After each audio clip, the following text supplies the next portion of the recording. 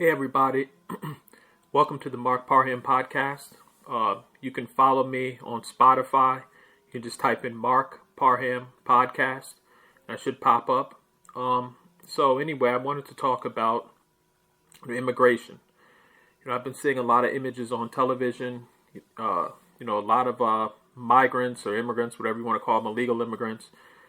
Crossing the border. Going into different cities. I mean, some in New York City. I've seen some in Chicago. I think it's a huge mess. And the reason why I say that is because, A, some of these cities are already having trouble, housing folks as it is. And then B, these migrants are going to take up a lot of resources. I mean, if you look at, I think New York City, the mayor of New York City was asking for $12 billion. Eric Adams, he was asking for $12 billion because, he's going to need housing and all these different things for the, I call them illegal immigrants. Chicago is taking out a lot of money for, I think tents or something they're building. But anyway, these cities they already had troubles with, homeless people and things like that before. And now you're getting a new influx of folks that need, housing and, a lot of other different things. And it's a mess. I've looked at Chicago and some of the town halls, and I've seen how divided people are on this issue, and I don't blame folks. A lot of these folks are Joe Biden supporters. Some of these people, vote for Joe Biden every year, and they're really seeing now that he doesn't care. I mean, just to bring buses of people into, I would say, communities, but especially black communities that are already struggling is insane.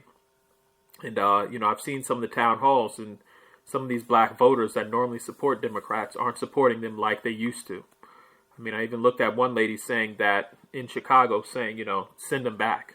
And again, when folks in Texas were saying the same thing, people were called racist and Trump supporters, and how could you say that and all this other stuff. But now people are really seeing how bad the situation is.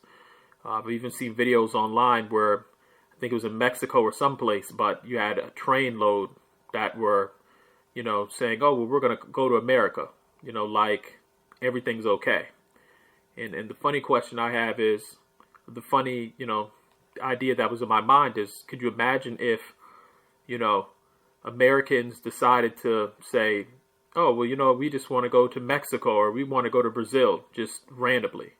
We'd be met with a lot of resistance. We'd be, people would be trying to close the border. They'd be creating laws, all sorts of stuff. If 40 million Americans said, let's just go to Brazil, it would be a problem.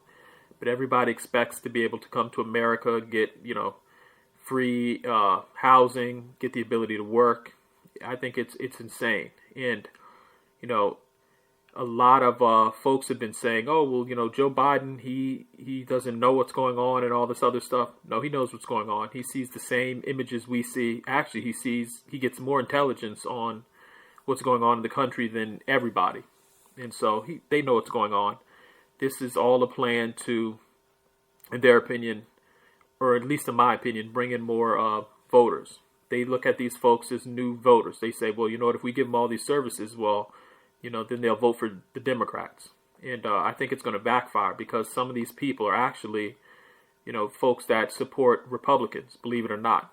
I think I've seen some poll or something where a lot of these, not a lot, but, some of the folks in the Hispanic community or some of the Latinos actually support Donald Trump. And so I think this whole thing could backfire. But for right now, they think, well, if we keep on giving them services, then they'll keep on voting for us because they'll get more services. And so, that's one thing. But I commend a lot of people in Staten Island, Chicago, for standing up to this.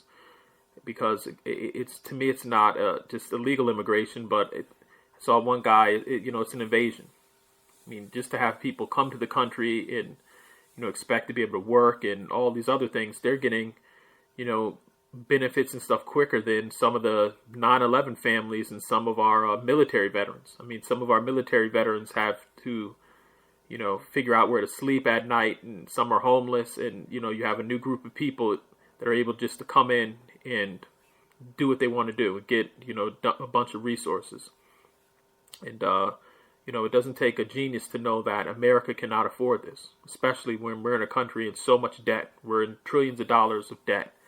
And we can't just keep on bringing in everybody. And so Joe Biden knows this, and some of the folks that work on his staff, they know this. It's as liberal as they are, they know that this is not a good thing to do. But, as long as Joe Biden is president, they're going to keep the borders open, and they're going to see these folks as new voters. They're going to say, well, you know what? Donald Trump, it was a real close election last time. Now we're going to bring in a bunch of voters that might tip the scales in our favor. So they just look at these folks as new voters. They don't even care about the effects of crime or what it's going to do to our schools. They see these people as potential Democrats. And it's sort of sad that they're using people to, using people this way just to gain votes. I mean, they're so worried about Trump. I mean, I look at, the news media and, they're trying to charge Trump for this and say Trump did that and, say that, his businesses committed fraud and all this other stuff. They're doing more investigations on Trump. Mind you, you have someone like Hunter Biden and Joe Biden that have done deals behind the scenes, in different countries and stuff, and nobody says anything. You look at all these supposed, mainstream media corporations. You look at the New York Times and CNN and MSNBC. They don't say anything when it, pertains to, or when it involves Hunter Biden and Joe Biden. I mean, if you look at the whole thing with the laptop, it was like pulling teeth to get the media, mainstream media, to report about the laptop. I mean, I learned more about the Hunter Biden laptop online from independent sources, versus, hearing it on mainstream television. And it's really a sad day when you can't trust the New York Times, you can't trust the Washington Post, you can't trust CNN. These used to be, decades ago, respected places to get news from, but they're not. And I think the reason why they talk about Trump so much is because they get huge ratings. I mean, they get huge ratings talking about Trump, I'm sorry. Any other time, people aren't interested in seeing Anderson Cooper and I think the other girls, Caitlin Collins and Rachel Maddow, like they don't even get huge ratings anymore. So the business models talk about Trump 24/7. And I think people are tired of that. I mean, they spend more time talking about Trump. They could be using this time to secure the border. And so, again, this is all a part of the plan, to keep the borders open as much as possible. At least I think they're going to try to keep the borders open. If Joe Biden gets reelected, they're going to try to, keep the borders open, let more people come in. But it's to a point now where Democrats and Republicans are tired of seeing all of these folks flood their cities, and towns. We don't even know if these people, are criminals. We don't know about their health status. If you think about it, they were telling people during the COVID, the COVID years, oh, well, take your COVID shot. We want to know your health status. And, doctors were so concerned about people getting the jab, as I like to call it. But, these immigrants and stuff, they're not even checked for, COVID. They're not checked for any health problems. They're not checked to see if they have the flu, anything. And I think that's ridiculous. And, more and more people are waking up. And now Democrats who voted for Joe Biden are questioning themselves. They're saying, we voted for this man. We thought, he was the lesser of two evils, as they like to say. He was somebody better than Trump. But a lot of things Trump said in the past are now, coming to light right now. And a lot of liberals are, they're in denial, but they see the crime in their city. They know that this whole situation isn't working. I mean, I remember when Eric Adams, he was like, oh, well, New York City's a place of immigrants and all this other stuff. Now he's, tucked his tail and said, oh, well, immigrants will destroy the city and all this other stuff. I'm paraphrasing. So, I don't know. But anyway, I know I'm rambling a little bit. But if you see, problems that are happening in your community, speak out. Let your voice be heard. Go to town halls, because America can't keep on spending money on illegal immigrants. I like to call them illegal immigrants, even though people, the liberals like to use migrants. But these towns are falling apart People are tired of it. Black, white, even Hispanics are tired of what's going on right now. And so, again, if you having these type of situations in your neighborhood or you see problems, speak out, create a YouTube video, say something.